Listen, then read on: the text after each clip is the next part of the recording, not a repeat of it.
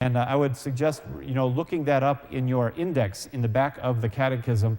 It has about 20 to 25 different references to our study today, and a lot of them are referencing prayer. And so that would be a good study all on its own. In verse 7, then the Lord said, I have seen the affliction of my people who are in Egypt and have heard their cry because of their taskmasters. I know their sufferings, and I have come down to deliver them out of the hand of the Egyptians and to bring them up out of the land to a good and broad land, a land flowing with milk and honey.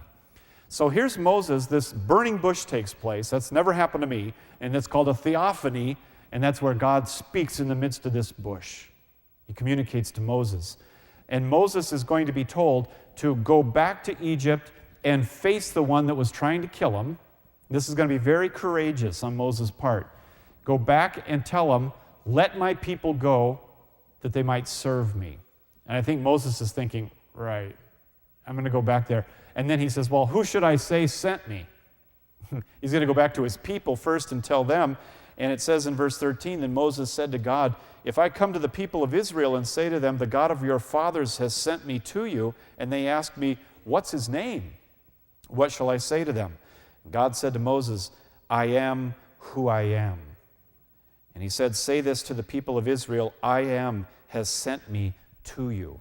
Now that name, I am, in Hebrew is the unspeakable name. And in Hebrew, it is spelled Yud, He, Vav, He. That's how the name of God looks in Hebrew. In English, it's called the Tetragrammaton, and it is YHWH. YHWH. In Hebrew, we write backwards.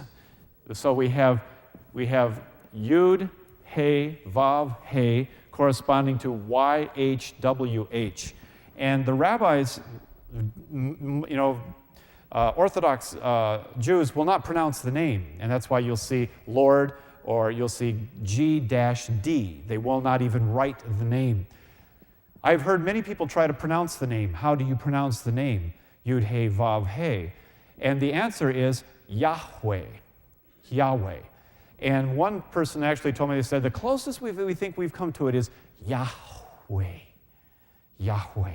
And that is going to be his name, I am, which speaks of he is present, he is here, he is God. And so that is his name, and that will be his name forever. Thus I am to be remembered throughout all generations. And here's what Moses is told by God. And this is plan A. When you look carefully at the story, there's a plan A and a plan B. The first plan is seen in chapter 3 and verse 18.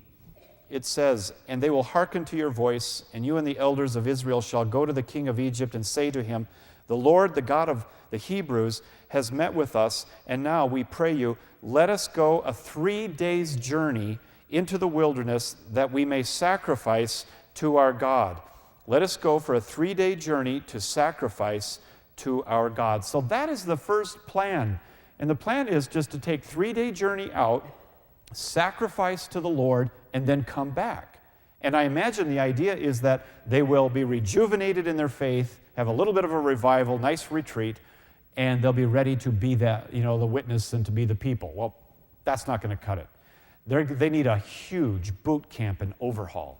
After 400 years in Egypt, it's going to take more than 3 days to deal with Egypt being in their heart.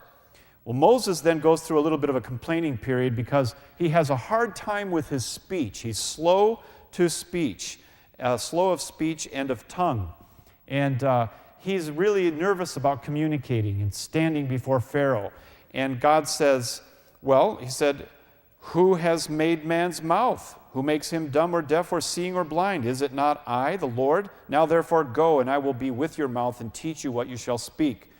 And he said, oh, my Lord, send, I pray, some other person. I imagine he blamed it on his speech. The Lord's asking him to do a difficult thing, and he says, well, I've got a number of excuses here. Number one, I'm very poor at standing up and talking. Did very bad back in high school. I think you'd be better to have someone who is very graceful in talking. And he said, well, finally, look, there's your brother Aaron. Take your brother Aaron, the Levite, and he will speak. He will speak for you. So he did.